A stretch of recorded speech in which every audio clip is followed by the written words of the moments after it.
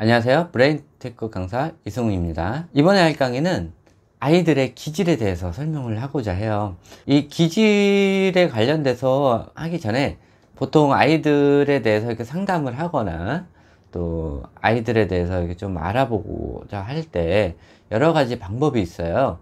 그 중에서 저같이 뇌로 아이들을 하는 방법이 있고, 또 그동안 아이들을 가르쳤던 그런 경험, 그런 걸로 하는 것도 있고, 또 자기가 키웠던 그 아이들을 기점으로 해서 다른 아이들을 이렇게 파악을 하는 그런 사람들도 있고, 또 책으로 보는 이런 지식만으로만 아이들을 파악을 하는 경우도 있고, 보통 아이들이나 성인이나 마찬가지 사람들을 볼 때 기본적으로 나오는 것들이 이 생리심리학인 뇌를 기점으로 해서 모든 것들이 다 나오게 돼요. 근데 뇌라는 것 자체가 사람들이 접근하기가 굉장히 어렵고, 그렇기 때문에 보통 뇌 이후에 이제 많이 발견된 것들, 또 따로 학자들이 분류를 해 놓은 것들, 이런 거를 가지고 보통 심리학자들이 아니면 심리 상담사들이 하기는 해요. 자, 이것들 중에 하나가 이 기질이에요. 기질은 보통 유전적인 영향에 의해서 아이들이 태어나면서 보이는 그런 것들을 기질이라고 그래요.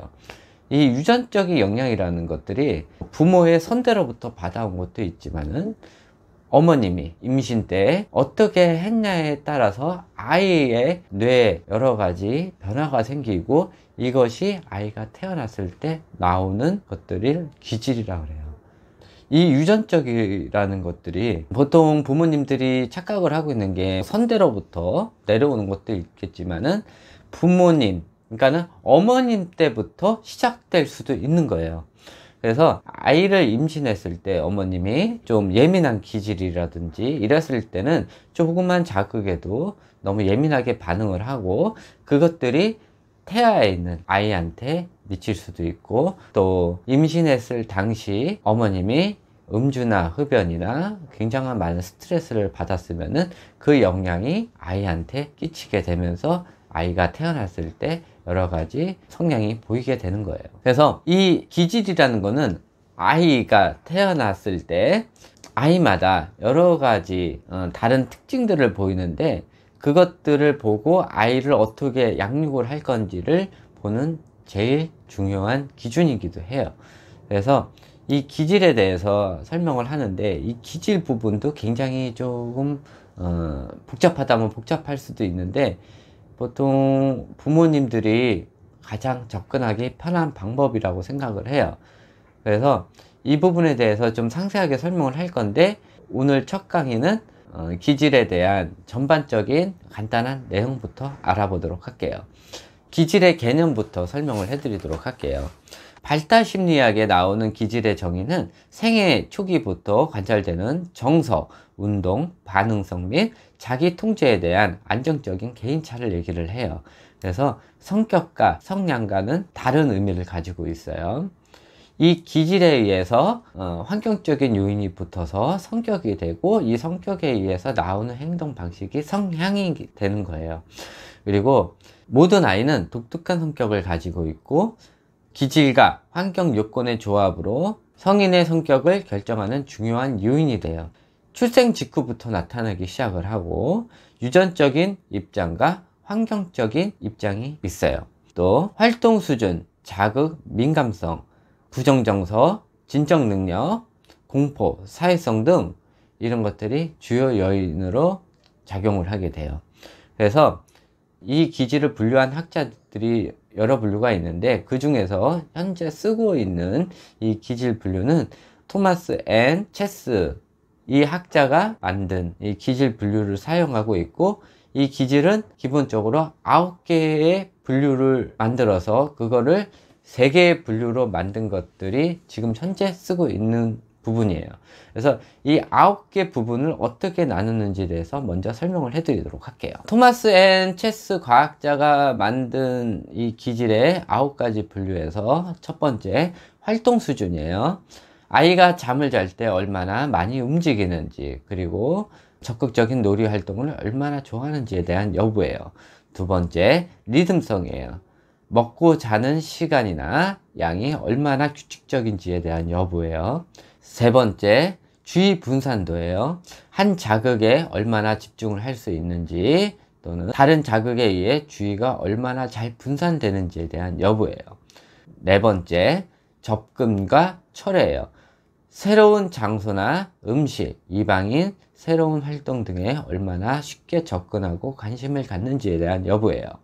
다섯 번째, 적응성이에요. 새로운 환경이나 활동에 얼마나 빠르게 적응하는지에 대한 여부예요. 여섯 번째, 주의력과 끈기예요.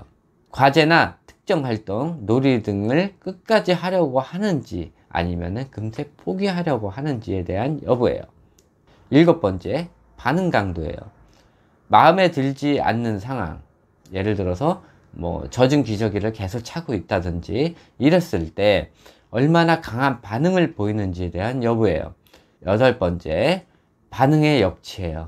큰 소리에 얼마나 반응하는지, 혼자서 얼마나 잠자리에 잘 드는지, 음식은 얼마만큼 잘 먹는지, 이런 것들. 마지막 아홉 번째, 정서의 질이에요.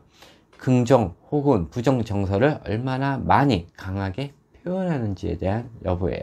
그래서 이거를 세 가지를 분류를 해놨는데, 보통 순한 기질, 예민한 기질, 느린 기질, 이렇게 세 가지를 분류를 하고 있어요.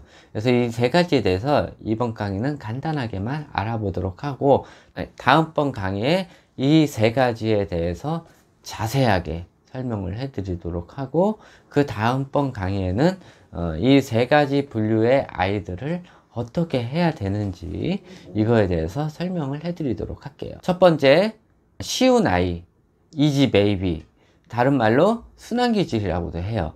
이 순환기질의 아이들은 일상생활에서 규칙적인 리듬을 갖고 순하고 명랑해요.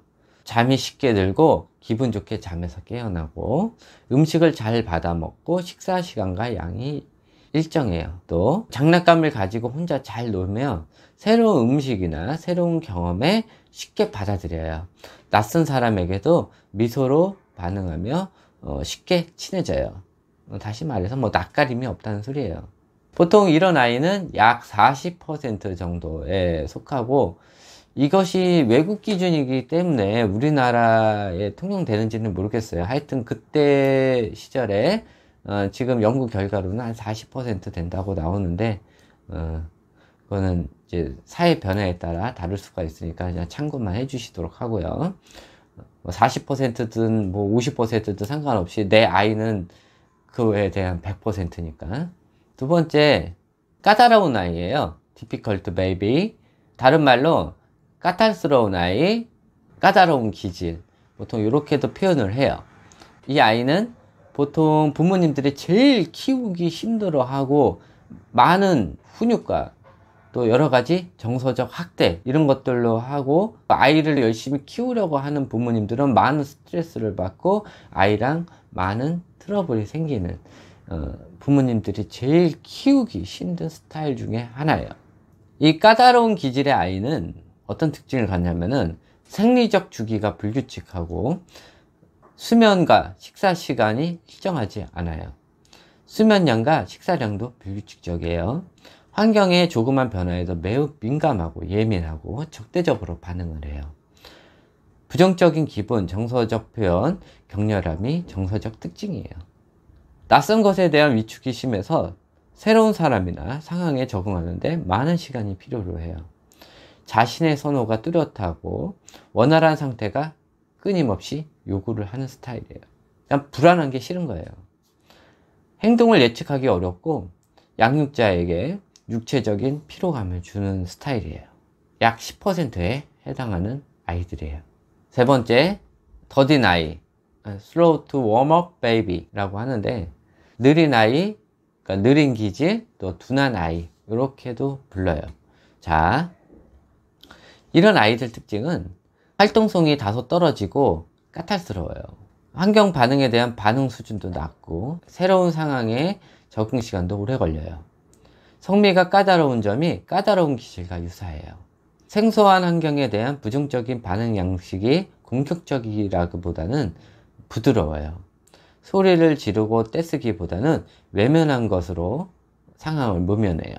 약 15센트에 해당하고, 이 세 가지 기질을 모두 이렇게 분류를 하는 것도 좀 뭐하지만은, 보통 이거를 복합적으로 가질 수도 있고, 뭐 아이에 따라서 이렇게 나눈 것 뿐이니까는, 우리 아이는 순한 기질이면서 뭐 까다로운 기질을 가질 수도 있고, 까다로운 기질이면서 또 느린 기질을 가질 수가 있고, 그런 양상을 보기도 해요. 그러니까는 이 복합적으로 나타날 수도 있는 거고, 이 특징만 유별나게 나타날 수가 있으니까는 이 각각의 특징을 보고 그에 맞는 아이들의 교육 방법이 필요한 거예요. 자, 이걸로 기본적으로 세 가지 특징에 대해서 알아봤는데, 아이를 키우다 보면은 이 뇌로 보는 거는 솔직히 조금 어려워요. 그렇기 때문에 최소한 부모님은 아이에 대한 이 기질 파악을 해주시고, 아이의 기준에 맞게 아이를 양육을 해주시는 것이 굉장히 중요해요. 그래서 부모님 의도대로 아이가 어떤 기질을 가지고 있는지, 어떤 성격인지 이런 것들도 모르고 부모 기준에 맞춰 가지고 너무 이끌리다 보면은 아이가 그거에 대한 거부 반응으로 나중에 사춘기 때 엇나갈 수도 있는 거고, 빠르면은 학교 들어가면서부터 잘못된 행동 방식을 보일 수가 있어요. 학교를 갔을 때 아이들이 잘못된 행동 방식이 보이면은 그때는 이미 아이를 고치기가 굉장히 힘들어요. 그래서 아이가 태어나서 최소 학교 가기 전까지는 아이의 성격과 기질에 맞춰서 아이를 양육을 해주는 것이 굉장히 중요해요.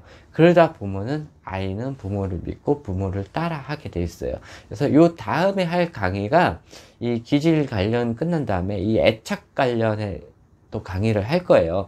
그래서 이 기질과 애착과는 좀 연관성이 있어요. 그래서 이 기질을 얼마나 아이에 대해서 좀 판단을 하고 같이 해주냐에 따라서 아이와의 애착 관계가 생기고, 애착 관계가 생기면은 그에 따라 아이가 부모 말을 잘 듣게 돼 있는 거예요.